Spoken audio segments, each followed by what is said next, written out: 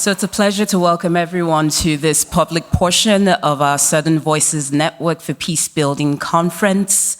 We've already spent 2 days together having very interactive, sometimes provocative conversations on democracy, governance, and peacebuilding. So really looking forward to the discussions today.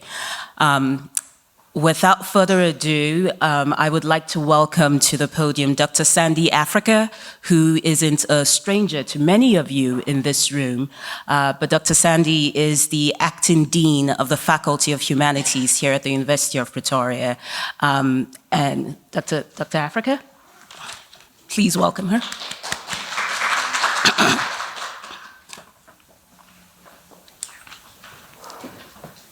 Good morning.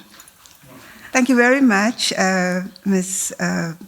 Onubogu, for your introduction. A warm welcome also to Dr. Annie Chikwana, Professor Christopher Isike, who is the head of the Department of Political Sciences here at the University of Pretoria. I do recognize, indeed, several of you, but a very warm welcome to all the participants today. At this point of the week, it's really my pleasure to welcome you and acknowledge your presence and also the role of the Wilson Center in this really great partnership that has been going on over more than a decade now.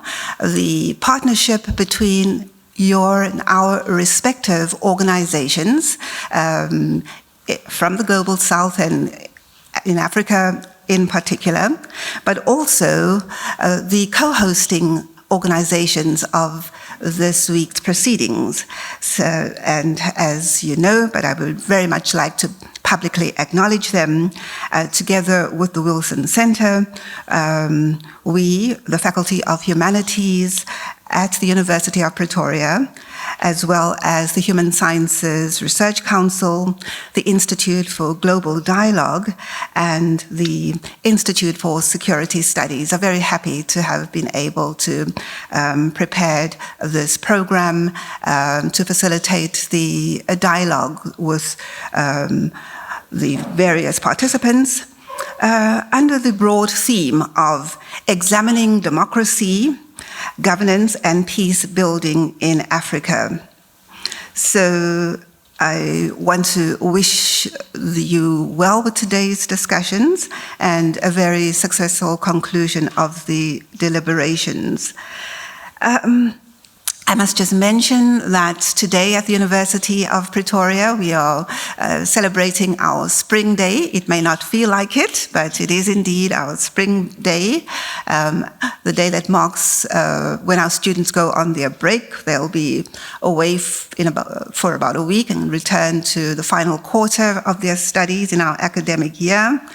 But we're glad for that in a sense, because it really gives us these quiet and peaceful conditions in which to have these discussions here at our Future Africa campus. Future Africa campus is a transdisciplinary platform, one that does not belong to any of the 9 faculties of the University of Pretoria, but indeed is a meeting point, both for the various faculties as well as partner institutions to conduct and deliberate around commonly felt and experienced themes to co-create the knowledges that we hope will contribute to creating solutions around the many complex and wicked problems that we face. And it's in that context that I hope that we'll have very good discussions on the complex challenges that face our continent, that face the world, and which we really are so interdependently going to resolve. I think that it's very unlikely that we'll be able to resolve many of these problems if we simply think that we can go it alone. All the more reason for valuing the partnership with the Wilson Center. I think that there are very few of us who have not been shaken by the scale and the horror, for example, of the earthquake in Morocco just a few days ago. But against the background of that, we know that in this age, natural disasters, floods, drought, and all sorts of disasters are befalling us at increasing intensity and are a sign of the kind of insecurity coming from sources at increasingly alarming rates that perhaps we had not factored in our calculations around what peace building would entail.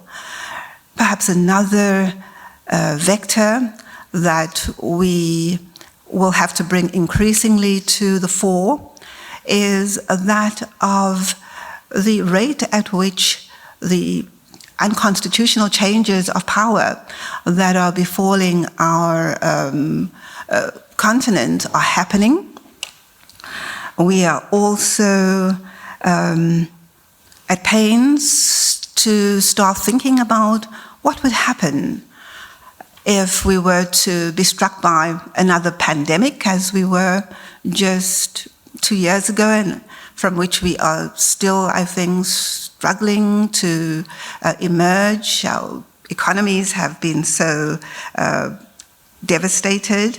In all of these instances that I've just cited, poor, marginalized, very often disenfranchised, even stateless people are the ones who feel the pain most. And so it's with a sense of urgency I want to imagine that as a network we've gathered here to look at how we address these challenges, make our contributions as scholars, make our contributions as scholars connected to civil society or people from within civil society, against the backdrop of a changing geopolitical landscape where we are sometimes under pressure to take sides. I guess the advantage we have, those of us in academia, is that we can create these spaces, these safe spaces, in which we really contest ideas, reshape them, deliberate about whether the tools of analysis that we are using to analyze them are still appropriate, are valid, and if not, what to do about them. And I must say that African scholars can really claim their space in the annals of starting to look afresh at some of these matters by bringing in, and through bringing in, those voices which have been marginalized, those perspectives which have been shunted to the sidelines. This decolonial turn in our thinking about the present, the past, and the future is, I think, the meeting point that will help us, help the world to actually solve some of these problems. I do think that we need to break the epistemic monotony with which some of these problems have been approached, and refresh the canon, refresh the archive, refresh the way in which we see, refresh and bring into the conversation what we see. Because for too long, there are things which have not been seen. So I know that you have much to say against the backdrop of what our panelists will have to say today. And so I wanted perhaps just to frame why we, as the co-hosts, see this conference as being so important, and to wish you well in your deliberations. With those few words, I thank you, Chair, for giving me the opportunity to welcome the participants, many of whom, as I've said before, I'm recognizing and not meeting for the first time because we've actually sat around these tables before. And I guess it is an opportunity for us to reflect on whether we've solved anything through our scholarship, and if not, how we can do so going forward. So thank you very much, and a very good conference to you all.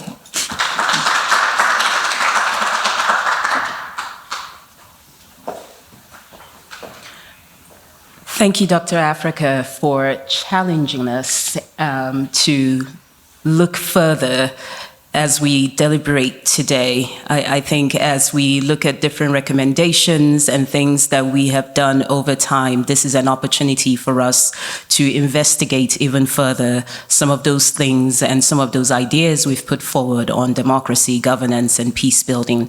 Thank you as well for your kind welcome.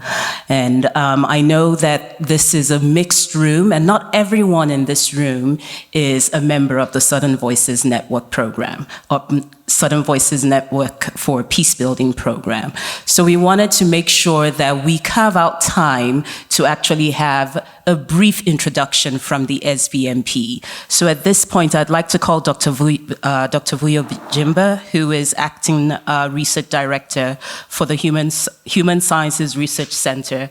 And Dr. Vuyo is going to do a welcome on behalf of the SVNP here. Thanks.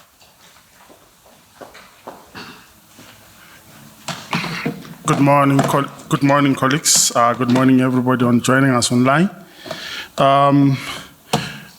Before I start, because I know I'm timed, I would like to say when I was asked to do the introductory remark, I said to myself, obviously the people who asked me to make the introductory remarks don't know me well, because at home I'm never asked to say anything. I'm hardly ever serious, but I take my work seriously. So with those words, good morning. Before I go in and give you the introductory remarks, let me say I'm very much, I reflected on when Dr. Sandy Africa was speaking, and I would like to paraphrase words of a famous, one of the first vice chancellors of the University of Zimbabwe. I'm paraphrasing, he said, and I'm putting it to peace building, democracy, and all the things that we want in Africa. He said, this peace building will be brought to us by many professional fingers with a wide variety of reinforcing agendas and ideas. So it is no longer a unidimensional issue. So I want to emphasize that point. I picked that well, and something struck me. I think Professor here will know what I'm paraphrasing. But nevertheless, ladies and gentlemen, colleagues, friends, may I observe all protocol and welcome you all to the year 2023 Southern Voices Network for Peace Building annual conference, which we are holding under the theme, Examining Democracy, Governance, and Peace Building in Africa, our continent. We are sponsored by the Carnegie Foundation of New York, and this has been so since establishment in 2011. And the SVNP is concerned with African knowledge and agency as a key component of building and sustaining peace in Africa. And here the key issue is building that peace and sustaining it. We're working through the Wilson Africa Center Africa program. The SNVP seeks to attain the most appropriate and cohesive and inclusive policy frameworks and approaches for achieving sustainable peace in Africa. Therein comes what I was saying, that it is a number of many professional fingers. I want to underline the word many and professional, because we do not want the unprofessional ones. Also important for this network is helping build the next generation of African peace builders. We need to sustain it. We cannot sustain it when all of us whose hair is losing its natural color are the last ones to do that. And we want to create a Pan-African network of African peace-building organizations. Again, here I'll put something else. If you want to run fast, run alone. If you want to run far, run with the others. So we want this network to thrive. And we also want experts that collaborate and share knowledge. There is no need to reinvest the wheel, and best practices learned on African peace building, because peace building, we've agreed, is contextualized.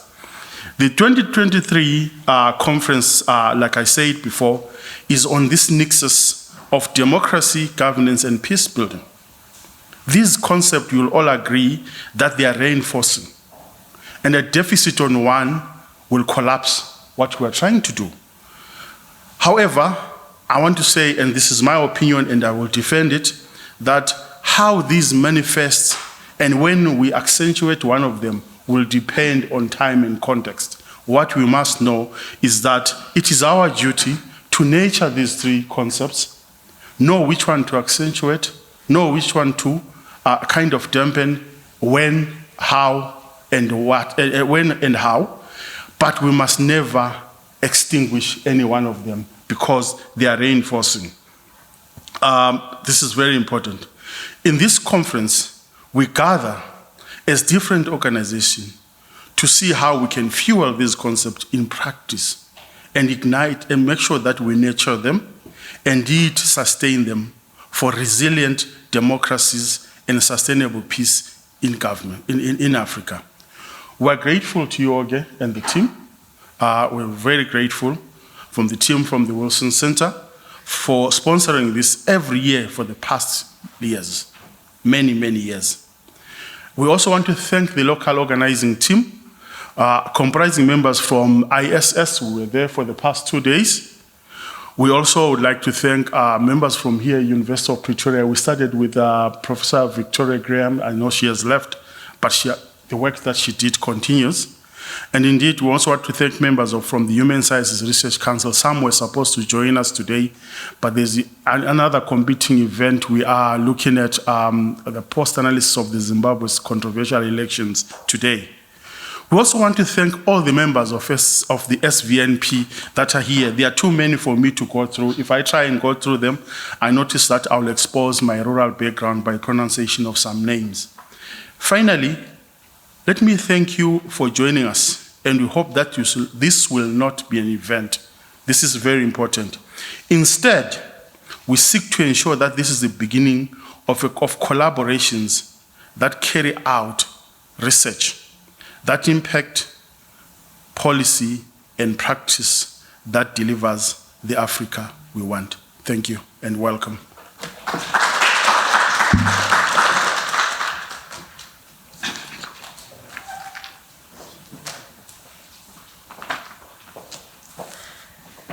Thank you very much, Vuyo. And on that note, I'd like to go ahead and introduce our keynote speaker. I think when we were trying to identify someone to give the address for the conference today, we wanted to make sure that we were able to find somebody who intersects academia, the practitioner world, and the policy world. And in speaking to members of the SVNP, we also wanted to identify someone who was also a colleague, who many of you are familiar with their work and will be an opportunity for you all to sit down together as you debate and talk about different issues. So it's a pleasure today for me to welcome Dr. Annie Barbara Chikanwa, who is an associate professor in the Department of Politics and International Relations at the University of Johannesburg. As soon as I mentioned her name yesterday, it was amazing how several people said, "Oh, I've worked with her before. I know who she is." And I think for me, that speaks a lot about the character of the individual, who she is as a person, and what she has contributed in this field. Previously, she was an associate professor in the Department of Politics and International Relations at the University of Zimbabwe. She's also worked with the Afrobarometer Network as a researcher. And after completing her PhD, she joined the Institute for Security Studies as a senior research fellow. Her main academic interests are in areas of democracy and governance, where she focuses on the rule of law, elections, peace, conflict, and human security. She also maintains a very keen interest in understanding and studying the African governance architecture, also having done some work with the African Union. She looks at the challenges of linking the governance and peace-building processes in Africa, as well as the comparative politics in Africa's criminal justice systems and their impacts on democratization and issues of conflict-sensitive methodologies, especially in conflict zones. Please join me in welcoming Dr. Chikanwa to the podium.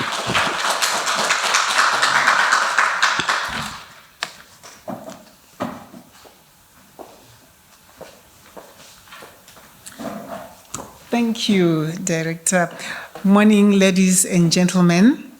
I think I have to be very honest and tell you that I was very disarmed when I turned up this morning and found that my lecturer and mentor is here, and I'm clearly not qualified to be giving any keynotes or anything in front of him. But I really want to acknowledge Mr. Masunungure, Professor Masunungure here. He's what I am today. I think he shaped me. He continues to hold my hand and the many hands of other students, even those who are going into their twilight years like myself. The director here kindly told me that I have 7 minutes to speak, and I thought that's very unfair because yesterday she told me 15 minutes, and so I really made,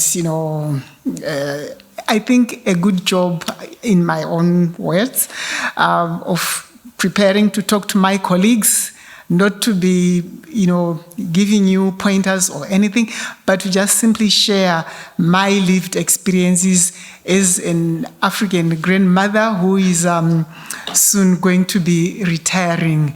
And that makes me wonder why my professor is still here when I'm about to retire myself. Okay. I have structured my talk because I can talk the whole day. It's one of the things that you do very easily as you age.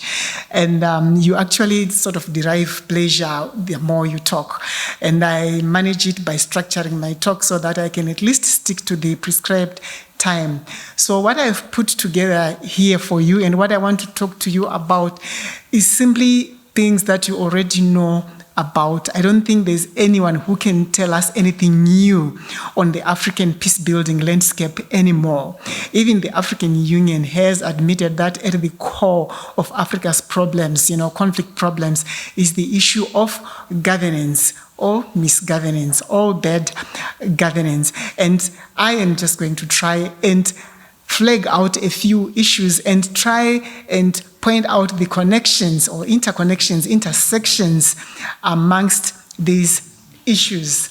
And I always find it easier to sort of think of a wall where things are written down, and then I can try and move on from there, assess the terrain, do some scoping study, and then move on to the other issues. Now, when we look at the issue of democracy, governance, and peace building in Africa, actually, it's very unfair to ask a Zimbabwean to speak about these issues right now, given what we've just gone through, because I think we are all very emotional and will tend to go back to Zimbabwe every now and then for illustrations, because we have the par excellent case of bad governance,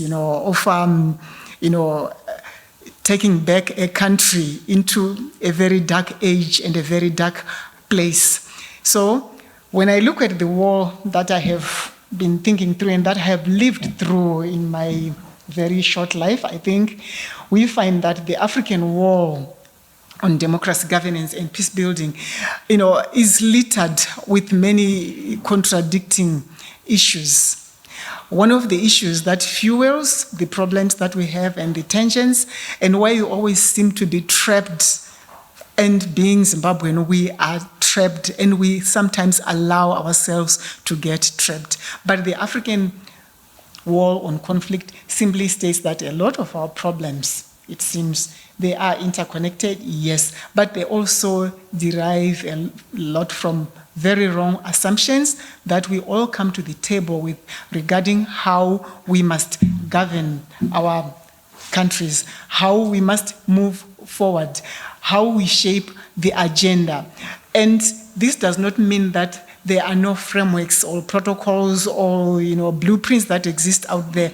There's nothing that we as Africans do better than prepare blueprints for progress, whether they be for development, for peace building, for inclusion of women, of youth. We have everything there.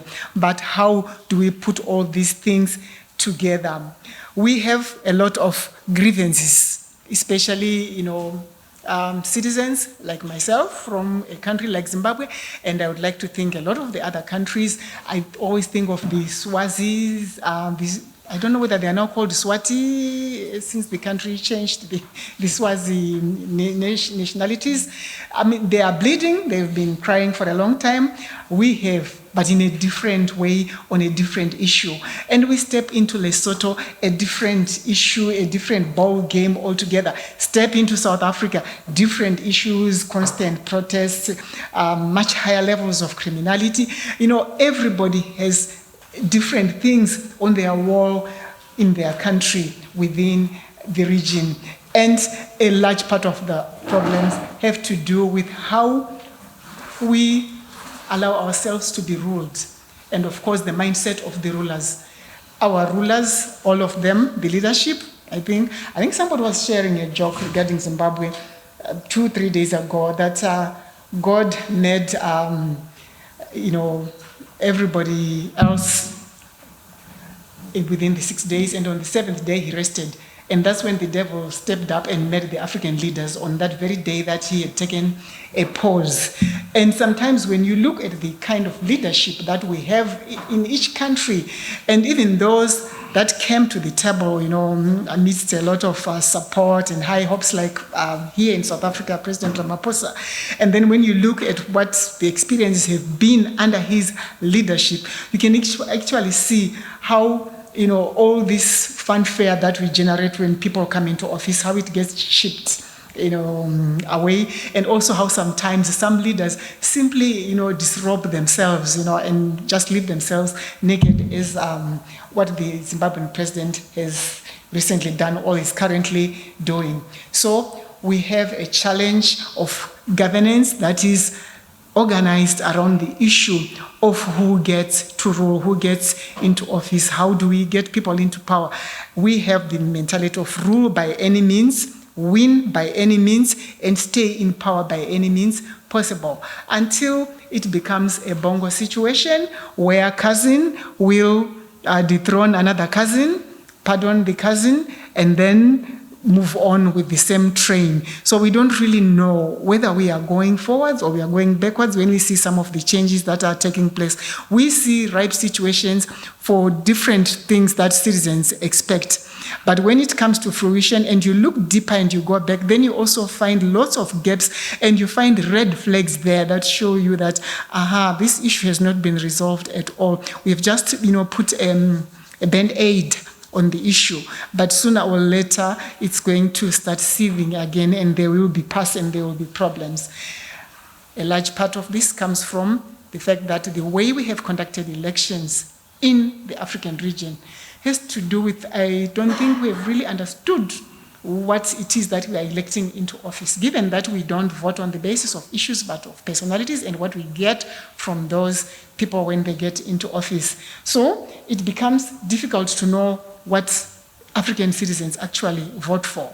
And once we lose that plot from that, beginning point, it becomes harder to cobble together something that makes sense. We all vote for different things across African countries. Look at South Africa and ask them what would they want. Services at the top of the list.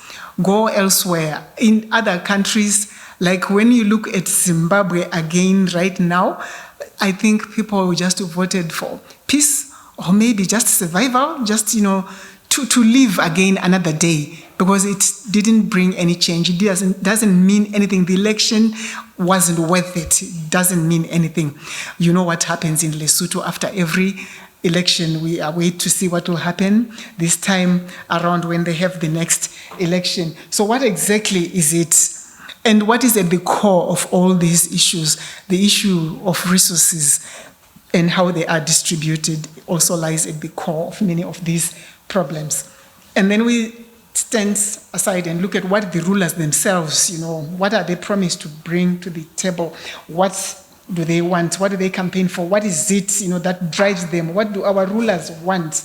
Simply seeking the legitimation process through elections, that's all. It has nothing to do with the governance or how they are going to set up administrative structures, to deliver environments that allow for peace and prosperity. And that's something that we leave out a lot when you talk about peace and peace building, the whole issue of prosperity, because I think it is only when you have that in place that you can then sustain that peace that we spend so much time trying to build. And then we look at our other counterparts, the ones who try and agitate and advocate for change, the opposition parties in the region. What do these groups want across the different countries? Of course, they are not one entity. What do they want in Kenya? What do they want? What do they want in Zimbabwe? What do they want? Much as we wanted change, I still don't know how to explain what kind of change we would have had, to be quite honest, other than getting rid of the regime. What would have replaced it? Remember, we are now devoid of any ideology. I think the current parties that we have, even the liberation parties, the liberating parties themselves, I think, we're pulling out the whole issue of liberation ideologies, etc. It's just for convenience. It has nothing to do with what is entailed in those ideologies. So we just run on empty when it comes to ideologies. Now, for us to be able to understand what is on this wall here that I'm talking about, let's look at the terrain in the African region. But like I said, I'll keep on making reference to Zimbabwe. We know that Africa, just like all emerging democracies, just like in those that have made some strides, like in Latin America, and those that are struggling on in Asia, etc., and even those that have been at the democratic game for a long time, they are all struggling with wicked problems that are difficult to resolve. You can look at how freedoms got lost in the USA after 9/11, right? All the countries, the whole issue of terror, strikes, terrorism, there are many issues that happen. Nothing is as straightforward as it seemed to be before. There are a lot more grays than the initial black and white that existed before. So we have a terrain that is littered with very wicked problems.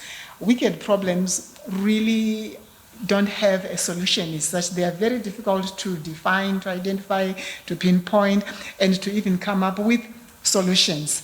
And that's because every situation is different. And everything is a moving target. It shifts, it changes. Sometimes you think, okay, we have arrested this problem. We can begin to build on and fix this here. We have put this guy in power because he won the elections. So now let's start to work with him. Let's have our opposition in parliament and put a brakes on all this authoritarianism.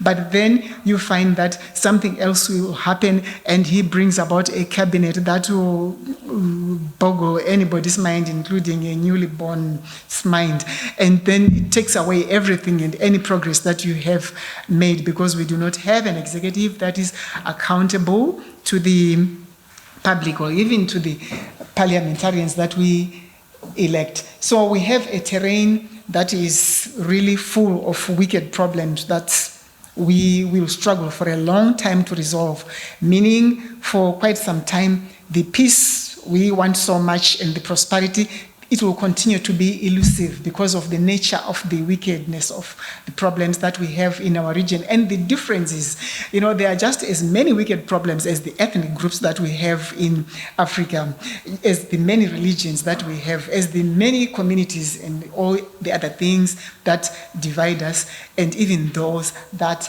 unite us. We have a problem with the quality and caliber of leadership that we have. We may have all the governance protocols, the best copied, pasted, or created to suit our circumstances, but as long as we have a leadership that is driven by a transactional mentality, what the kind of leaders that we have across all African countries, including here too, where for a long time this was like the beacon of our good governance. We have the problem of transactional leadership, and that is what takes away much value from what Africans can be and from what our countries can move up to be. It really affects any peace building initiatives that we have and any peace building projects that we have, because the leadership and this transactional nature of theirs and the greed inherent in their DNA, it constantly erodes any peace that we may build. We also have a challenge of a leadership that is driven by mobilizational tendencies at all time. And for them, the idea is simply to generate staying power constantly. And by constantly acting in a permanent mode of mobilization, it means you never reach a target, because you are constantly moving around, constantly mobilizing different constituencies, sometimes pitting them one against the other, and yet the idea is simply to create staying power.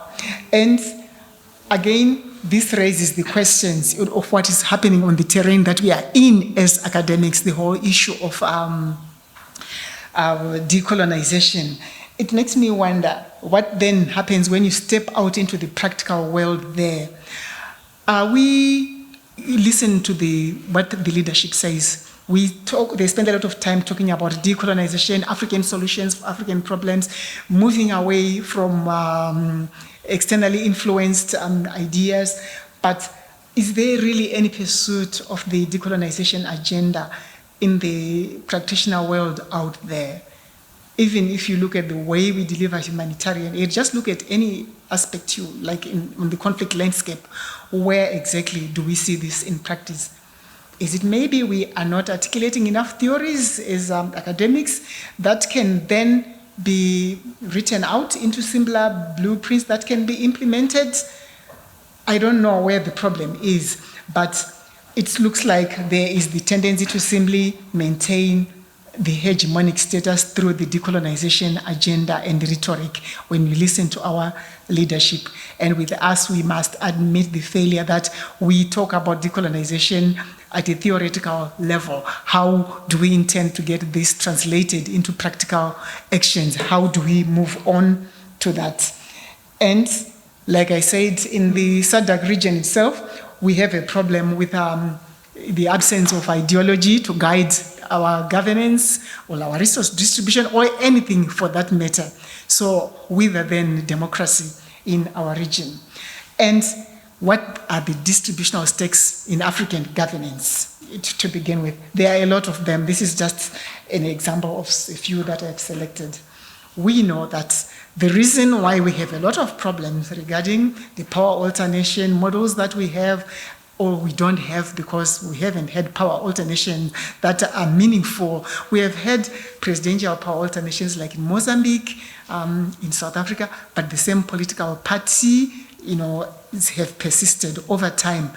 I don't know whether we can call those power alternations, because we would appreciate, I think, different people coming in, refreshing our confidence in democracy by bringing new ideas to the table and being inclusive and giving everybody a chance to rule and letting people be ruled by people they want to rule them, irrespective of where they are coming from, as long as they are citizens. Now, all our countries started off from when race was a key principle in the distribution of resources and organizing governance and everything. We have moved from that with the advent of our independent regimes in Africa. But still, we have unfortunately managed to hang on, our leadership in particular, and those that eat with them, to hang on to ill-gotten gains, that they acquire from being in political office, minerals, land, etc. Those who want to know can just Google and look at the amount of land that the Mugabe family had or still has in Zimbabwe. That says it all about even the redistribution agenda. It's poverty alleviation within the family. The leadership has hidden investments in mining companies, etc. And I'm always saying that when we were doing the Africa peer review mechanisms in Zambia, in Tanzania, in Kenya, in all countries, you did not find the register with all major national investments at the investment centers, the one-stop investment centers. Instead, all these coming from Australia, the BHP, etc., they are all kept at State House and assigned for by the president. It's state wealth, state secrets. And who is benefiting from that? Who is getting all the payments, the fees for facilitation, etc.? Everything stays within the State House. So the State House is a very key institution. We also have the problem that all this is facilitated by the extensive patronage systems that we have in the region. So our whole problem has to do with the nature of wicked problems that we have in the region. And these problems, you cannot only see problems, and I'm not only thinking negatively. I know there's lots of beautiful things on the African landscape. Africa, I always see it, as a kaleidoscope. You turn it around, you see the most beautiful things. You turn it around, you'll be horrified, you'll break your kaleidoscope. And the reason we focus on the negative things is because it is what we want to fix. It is what we need to get us to prosperity. That's why we talk about these wicked problems and the impact they have. They are all interconnected. And the next slide shows the interconnection. It identifies these different issues and the problems that we have in the region, and they are all interconnected somehow through governance, which is what connects everything that we have. It connects the politics, the resources, the distribution, how we build the peace. Everything revolves around governance here and the processes that are put in place. So we have quite a lot of unresolved issues that go on in Africa. And I think if I had put in everything there, I would have needed, 4 times as much the amount of issues that we need to resolve for us to be able to heave a sigh and say, okay, we are on the road to prosperity. Next slide. Okay. So can there be change then when we have such a background? Can we really begin to talk about change and how can we bring about this change? Yes, there can be change. And we all know that there are always change blockers. Our ruling elites, in our case in Africa, and gatekeepers, the administrative systems that they put in place. And we have, of course, the key people who drives change. We have the civil society organizations at all levels, from the local level And the local level has different levels as well. We have the national level, we have the provincial level, depending the district level, the structures within a country. The same thing is replicated at the regional level as well. We also have regional level networks. We have regional networks and organizations that work, thematically on specific issues, etc. So we have different levels that also crisscross here. And within this realm here are all the people who demand and drive the change that we want.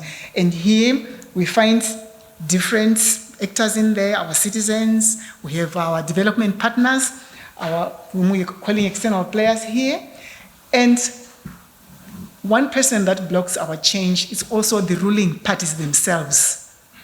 The ruling parties, especially when you look at the SADC region, the ruling parties that are at the top of the hierarchy when we talk about liberating, ideologies and liberating wars and liberating regimes and systems in Africa. I think we all know that, for instance, given what we know about Zimbabwe and what Mugabe put us through, nobody would dare touch him because he fought this great war against imperialism, right? And so he got away with a lot of nonsense because of that. And you find that for a number of reasons, that same attitude remains, and we even see how these liberating parties in the region organize themselves and share ideas, and they try and sort of hang on to the gains. And we wonder what it will take to sort of chip at that glue that cements them, because when you look at it at the end of the day, there's really nothing. It's now just talk and history. What exactly can we expect from that? We also have bad authoritarian political cultures. I wouldn't want to say progressive, rather we have very regressive administrative systems. Look at what Tswane went through in the last month. And then we also have a challenge with organized crime syndicates that are capturing and derailing democracy building initiatives in the region. Next slide. Who are the stakeholders on this governance landscape in the region? Who are the people that we must work with, and who should we influence? Who should we bring to the table? There's a whole range of stakeholders here. And all these people can only bring about change that we want, the kind of change that we are seeking, that we want, that gives us peace and prosperity, by pursuing 3 principles: participation, transparency, and accountability. Participation, we have a lot of talking going on, but action remains rather difficult. But I will explain later how others like the youth have been pushing for self-inclusion and creating spaces for themselves so that they can be on the governance landscape effectively. It is not all doom and gloom. Why? Because there are lots of opportunities that other people, especially the young people, have been able to seize and run with on the governance landscape. The digital era itself, it has created massive opportunities for activists, for citizens to force inclusion and to demand to be heard and to be listened to. And fortunately or unfortunately, one group only that has been able to do this well is the youth, well, because of their age, and of course their hands still work well on the smartphones. You can see some of us, we need support now to keep going. Women, there's been a lot done and organized for them, I think, as opposed to the youth who have been pushing and organizing themselves to be heard and making themselves at the forefront of raising the alert, be it on early warning issues, and it has all been enabled by these digital technologies. So we have something here that we can all work with and that we can begin to pay attention to in the peace building community of practice, building or relying on digital technologies. We also have the issue of increasing youth demands for democracy.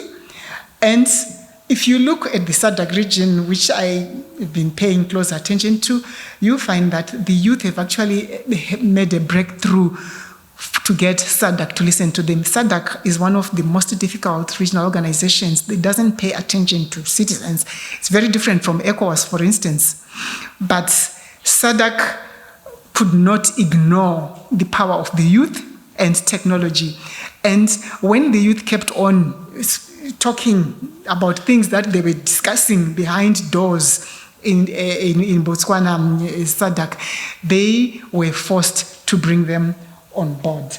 And we also have a need for partnerships, valuable partnerships that generate value between locals at the different levels and regionally and within the international sphere itself.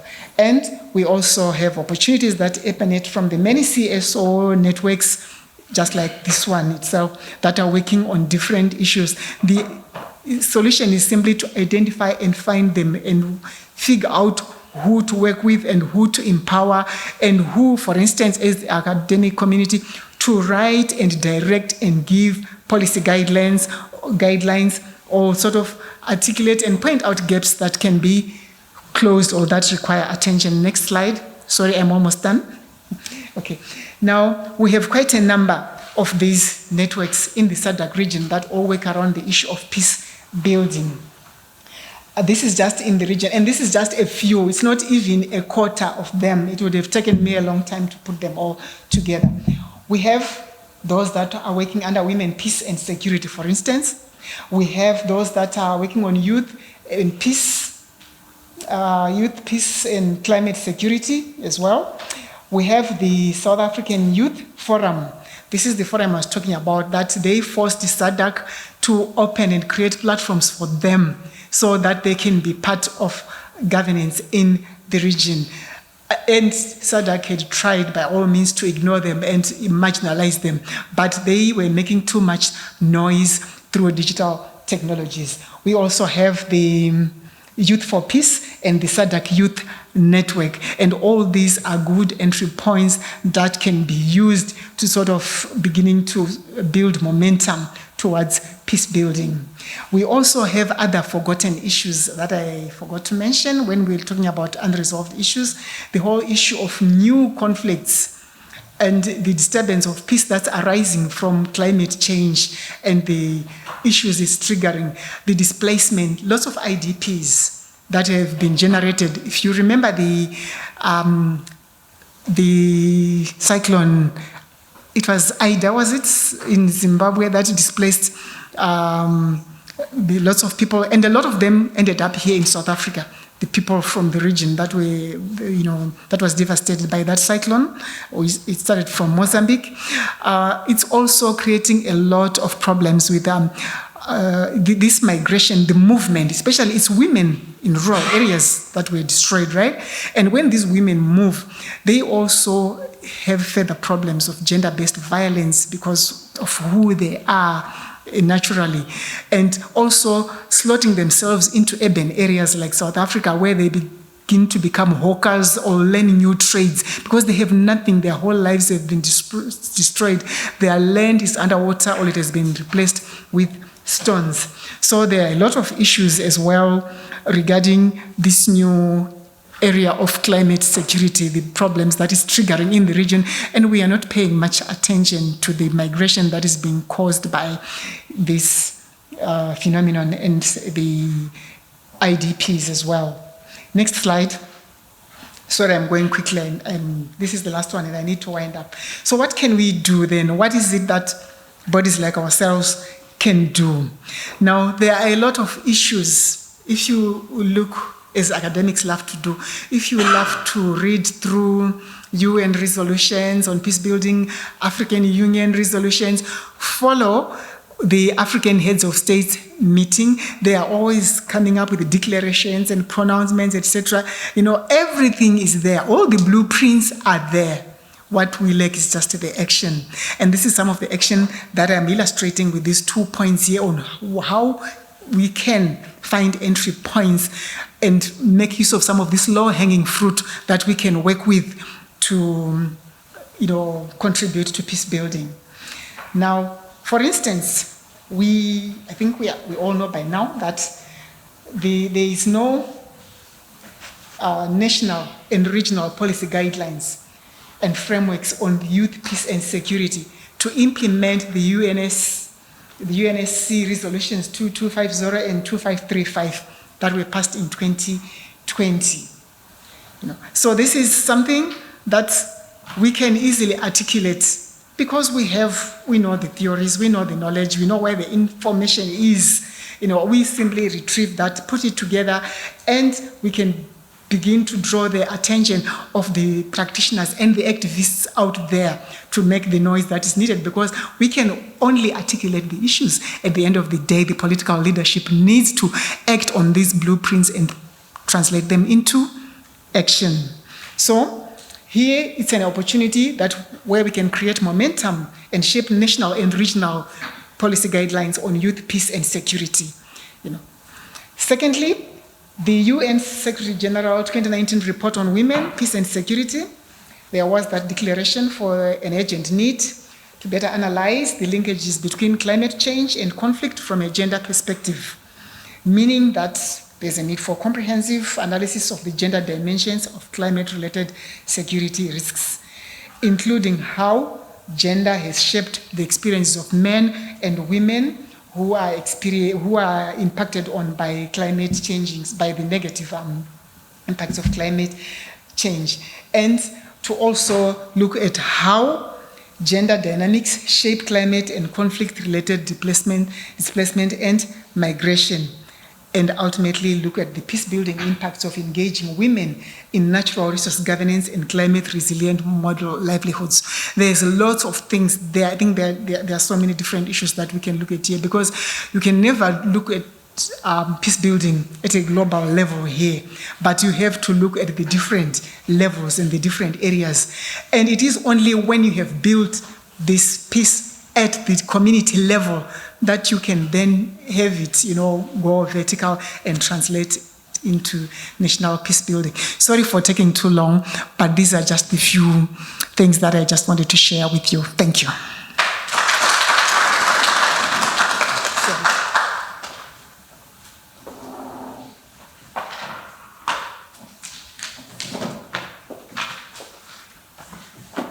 Thank you very much, Prof. Annie. Please join me again in thanking her for this wonderful.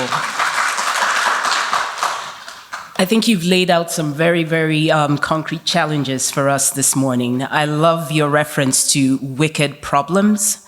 There are some people who talk about stubborn things, and these are issues where, as you think about how to resolve them you think about how to resolve them, they may seem negative, but it's important for us to always deliberate and think about creative ways to address those issues. So we have a few minutes, and what I really wanted to do now is that you've actually laid out a lot of points in your presentation. And I know that in this room, because I saw a lot of heads nodding, I saw a lot of pictures being taken as your slides were up, I'm sure that there are questions that folks have in this room that they would like to ask. So I wanted to spend the next 10 minutes before we go into the next session to go over any questions in the room that anyone would like to unpack based on Prof. Annie's presentation. You've challenged us to think about how we move from recommendations to action. And I think that is very concrete, that is important, because typically when we gather in rooms like this, we talk about the issues, and sometimes you can go down a path where you just end up admiring the problems. We do not want to spend today admiring the problems. We really want to think about the recommendations that we put on the table and how we can concretely move those to action. So I see a few table tents up. Dr. Vuyo, you have a question? I'll use my chair first. Thank you very much. I may have missed but I think when I listened to Kimberly, we all conveyed into something that I said even yesterday. The first thing you're talking about, all the lessons are all the good accepting all the policies out there, but then we are not doing it. So there's an issue. As researchers, as academics, how do we insert ourselves into the political, what I call the policy cycle, because that's where everything falls. Now, if we can insert ourselves, we've heard, please produce research that informs policy and practice. I came from biotech to social sciences. Believe me, it's not even easy for me in biotechnology, when I was in biotechnology, to come up with a new drug that's going to challenge the big ones. It's not easy. There's a lot of info, but how? The question is, how do we insert ourselves into that political cycle? That's my question. The second issue, again, I said this, everything to our politicians, to all of us, to our politicians, boil down to, if you read all the books, we always end up at one point, political will. And if we divide that political will into these components of can, must, and want, you know the three components of political can. Can we do it? Africa has got everybody who is educated can do this technically. Yes, we can. Do we want to do it? The ordinary person does want to do it. Is there a must? There is no must for the politician, because they've got the military power. You spoke about Zimbabwe. You say something, the guys in dark glasses will follow you at the end of the day. So I think for us researchers, it is exploring how we insert ourselves into the political side so that we drive the must. I don't know what's your opinion on that. It's my feeling that this is where we're lacking in all disciplines, from engineering to pharmacy to what we are talking about here. Thank you. Thank you. I think we should all answer this question here.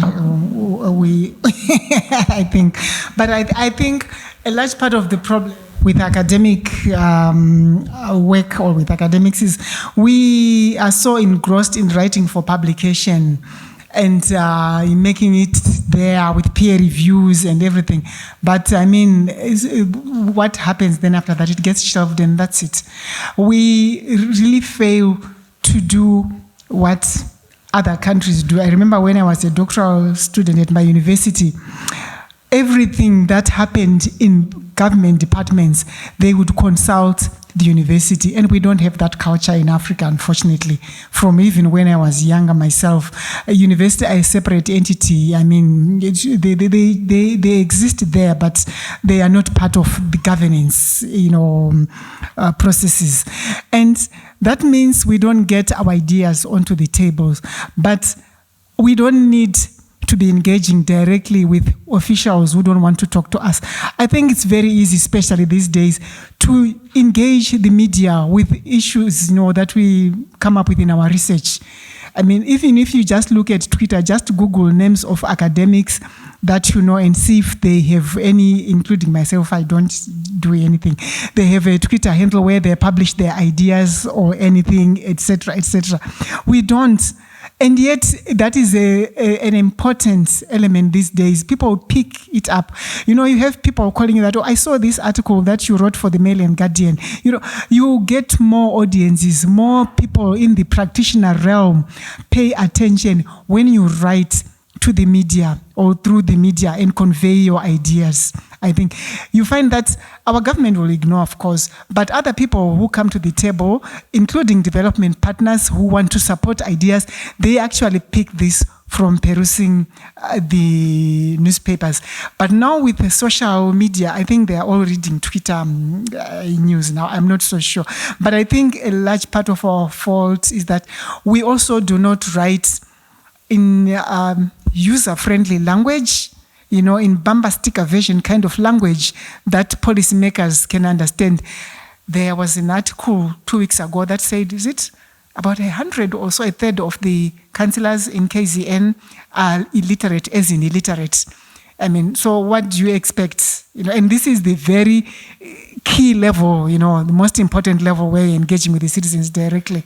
So we need to distill this information that we have, that we generate, and repackage it for the different audiences so that they can understand and they can begin to work with the solutions that we propose. If you are looking at climate-triggered migration in South Africa, then do it in such a language that the people who are responsible for taking action, for enacting policies, etc., they can easily read through and they can craft something that will make sense. But also, we tend to wait too long for other people to take action. Why don't we take action ourselves? We have had quite a number of students who are unemployed when they finished their first degrees. And I think I've supported 3 students who have started their own youth NGOs, and they're doing amazing community work in their communities, one in the Eastern Cape, one in the Northwestern Cape. They do their own things. You give them the model and everything, and they also refine it to suit their level. And they begin to, encroach into these spaces in their own way. So I think as academics, we don't support this enough. I mean, there's an aloofness that comes with being an academic, and I think maybe it's important for preserving the professor levels. I don't know, but we are not doing enough. We don't reach out enough as academics. Period. I think we need to take responsibility for that. The more we begin to write and engage through the media, I think the better it is. I was saying that when I was a student, the Norwegian government, if there was an immigrant from, say, Sudan, and he was applying for asylum or whatever, they would call on somebody from the university who studies Sudan, and they would check and they would ask for you to write a report on this and that, on the state of Sudan, and no decision is ever made for any asylum seeker or any other issue without engaging people with the knowledge and the research capabilities, and who can tell you what exactly the status is on whether this is a fake application for asylum or whether, and even translation services, they will get them straight from the university as well, so that it's not biased and you don't just call randomly on a translation agency in town. But our universities are not used for such purposes by the government. It has nothing to do with that. Even we have a department on built environment to do with building houses and this. They do wonderful work, build houses, models, etc.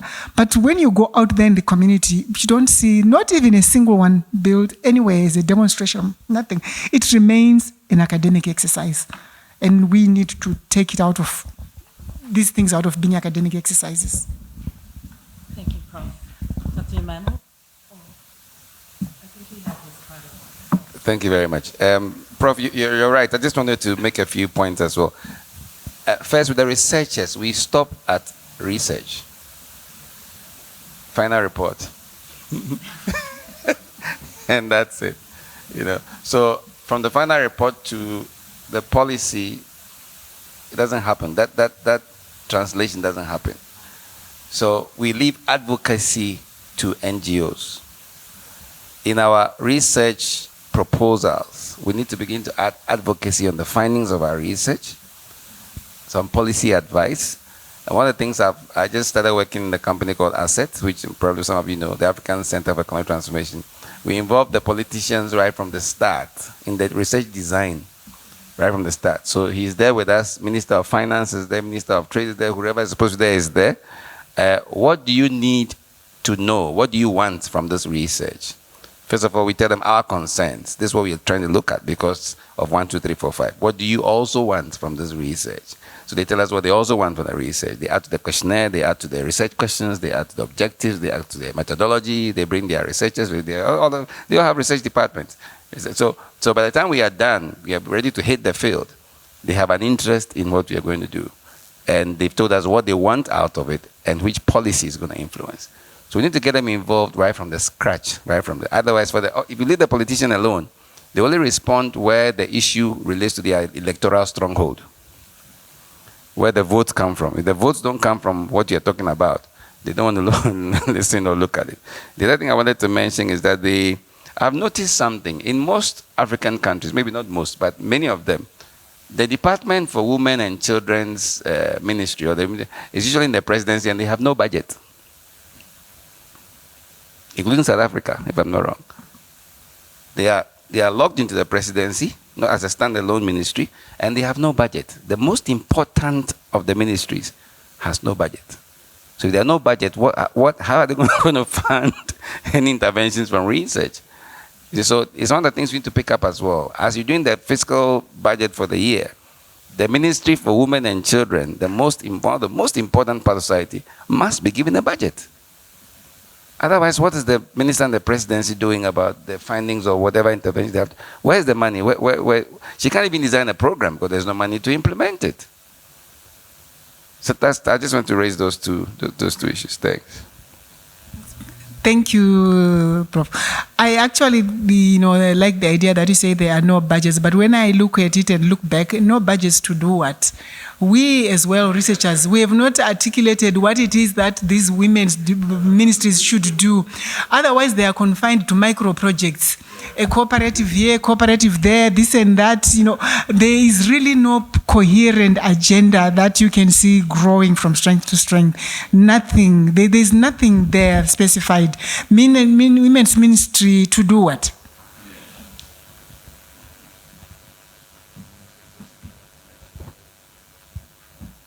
Well, these are not. This is not a question. I think I like the opening presentation. Congratulations for opening the conference on such a high note. But I think when I hear you, what I see you mentioning there are actually challenges related to what we call democratic peace building or liberal peace building. And into that, we're also seeing what is called challenges in the conceptualization of democratic institutionalism. And I think in the opening speech, you guided as well to kind of like decolonize some of these epistemic approaches. And so I think what all those things you mentioned are beginning to challenge us on how you want to conceptualize or reconceptualize democracy beyond the minimalistic approach to democratic peace building or democratic institutionalism. And if you don't get the concepts, what I simply mean is that the idea that free and fair election is what counts, constitutionalism, rule of law, and civic liberties. Those are things that are facing serious challenges in Africa. And so, if free and fair elections, as we saw even in the last panel yesterday, would be a threshold to even the ideal democracies like the US, then what does that mean in Africa? It means that after every elections, we have serious challenges, post-election violence. And so what are we as Africans to do about some of these challenges theoretically? So I think this is where we begin thinking of Pan-African decolonial approaches and institutional designs. Many of these designs are there. Sometimes it's about packaging. I look at the SADC Mediation Committee that was involved in dialogue, rotational dialogue, that led to the government of national unity in Zimbabwe. Look at the handshake in Kenya, midwifed by Kofi Annan, the late, that led to the new constitution, and the previous handshake between Kenyatta and Odinga. Where are these designs? These are Pan-African designs that miss opportunities to be embedded in the constitutions so that they can guide and midwife the maximalist view of democracy and how we want to see it as Africans. So if you go to Kenya, handshake is dismissed in political discourses. And I don't know who is helping dismiss those kinds of useful innovations. Because first of all, they lead to peace. So the idea of liberal peace building, how are we supposed to achieve it? Peace building is a perpetual thing. So perpetual peace building is what is akin to godly peace building. It's embedded inside you. It's something you project outside. Peace building is not an event. It's a perpetual, continuous effort. And if you get it right as an African, either through this thing, gachacha, courts, so be it. In Rwanda, it worked. If you want to use, in Kenya, we have this thing called angao, which goes down to the village, then it works. then ingrain these things in the constitution so that we can begin having Pan-African institutionalism in the outlook of democracy as it were in the African continent. So I think those are things that we are supposed to reflect upon so that we can look at new ways of democracy and think about democracy differently in Africa today. Thank you. I agree totally, Prof. We need to rethink democracy because honestly, after Zimbabwean elections, I don't think we need elections anymore in Zimbabwe to begin with, and in a lot of other African countries as well. But also, whilst on that, I want to say the Pan-African initiative is great, but it is confined to academic boardrooms and this and that. It's not out there. It's not out there at all. I remember going to Zimbabwe one time in 2008, and my brother said, "NEPAD, is it still there? Oh, we thought it was finished." And that's what people think about all these things. But the day Pan-African academics pen things down and we institutionalized columns across media platforms, etc. I mean, newspapers that are read, not tabloids, by everybody, etc., even tabloids, yes. And people, you begin, if you throw in a model of what a Pan-African, institution of governance would look like there, and begin to throw, so people can visualize it, because people don't see it. And not everybody can think abstractly. And that's a big problem. Even the presidents, most of them can't. Most of them can. So you need to connect the dots for them and write it out for them. This is what it would look like in. And then maybe advocate a few MPs, whatever, knowledgeable former academics who go into politics, and then begin to put it on the table. But without doing it that way, and you identifying specific champions who seek change, you will not get anywhere. But I think if everything is written down in a language that people understand and is available for people to read, and it's available for students to read and download, etc., and see model version of, Pan-African conceptualization of democracy or of parliament or whatever, then I think we'll be beginning to make strides. Otherwise, we are just going. I'm so disappointed that I'll soon be retiring and nothing would have changed. I mean, things remain as they were 100 years ago.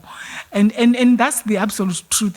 Things just don't change. You even get frustrated that you are still talking about things you first talked about when you first joined the academic environment, and that's very frustrating, and it's our fault to a large extent. Okay, thank you very much, Dr. Annie, for that very insightful presentation. Maybe I am not a political scientist or sociologist, but looking at the topic we are discussing, and considering that you've made so much points during your presentation, I would want to have a key takeaway from this, your presentation, with respect to, so what do you want Africa to focus on in terms of democracy, in terms of governance, and in terms of peace building? What would you want me, who is a scientist, to take away from your presentation as a summary? And before I end, I would like to address my brother's comment where he was talking about adding a fourth dimension in the mandate of the universities or research institutions. And it would be nice that we do not overload the university. The university has a mandate to teach, to conduct research, and do community development worldwide. The aspect of advocacy that you are talking about, I can assure you that that dimension will not fit the universities or research institutions. And that brings me to the point on partnership. So what the universities need to do is to partner with other bodies that have the sole mandate or have the skills, the capacity, how to do it, to do advocacy. And those are like the civil society organizations, like the policy think tanks, because it is the think tanks that are able to take your 350 or 400-page final report and crystallize it into 3 pages. And we'll be able to speak the language of the policymakers. This your final report, if I look at it as a policy advocate, I will be able to know the key points that the policymakers should be able to take away from that 350 pages and then present it to them in the language they will understand and in the form that they can deploy it in policy decision making. Thank you very much.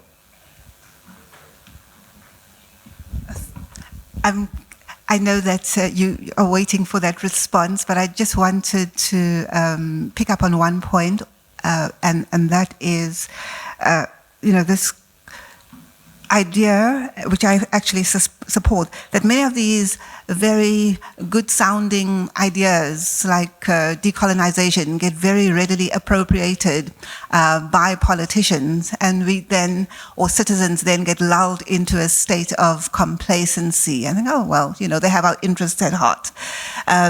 But what I also found so instructive from Dr. Chikwane's address was that notion that in reality we are increasingly entered a kind of ideology-less space, which is up for grabs.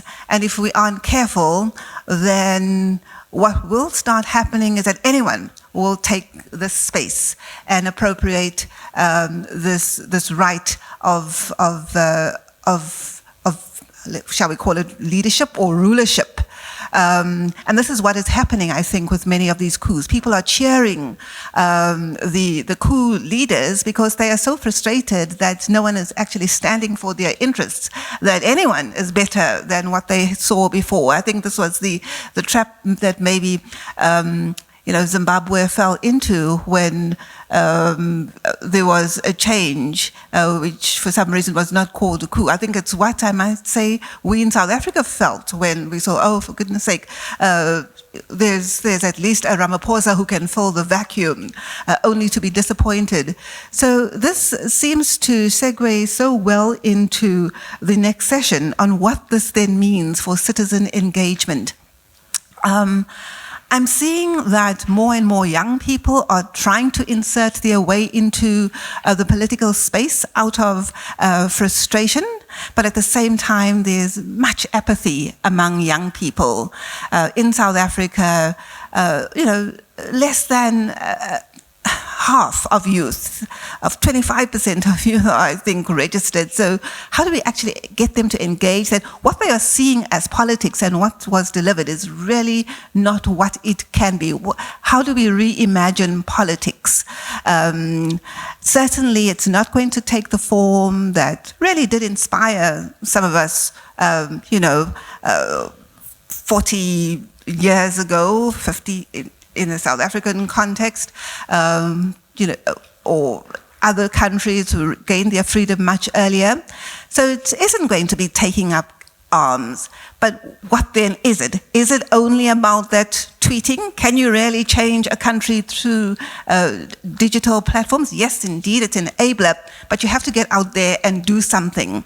And I suppose that's the role that we can also start to play, inspiring people to understand that, yes, you can have the tools, but what are you going to do? It won't look like what we did 40 years ago, but what will it look like today? And indeed, I agree that the liberal peace-building model then will have to be re-examined. It's maybe necessary to have elections, to have all these formal appearances of democracy, but is it sufficient? It certainly isn't sufficient. And how do we create the conversations to take up what is then that other part which is lacking, and get our citizens, we are part of these citizenries, to engage. Thank you. Thank you. I'll be very quick. I'll start with your second question, that we can't do advocacy work. Actually, we are expected to, because we have what is called community service here, and you must engage with communities. So if I work with ISS to develop a proposal or to work on legalizing sex workers, for example, then that would be community service. So we are already into that space. Secondly, and your question on what is the takeaway here, I think, remember, I'm old, I don't have much time left, I think, but I would like to think that, we must not lose sight of the fact that Africa has exercised agency since the Lagos Plan of Action. I think we can all agree that it has exercised agency in writing, in policy formulation, at least, to a large extent, it has.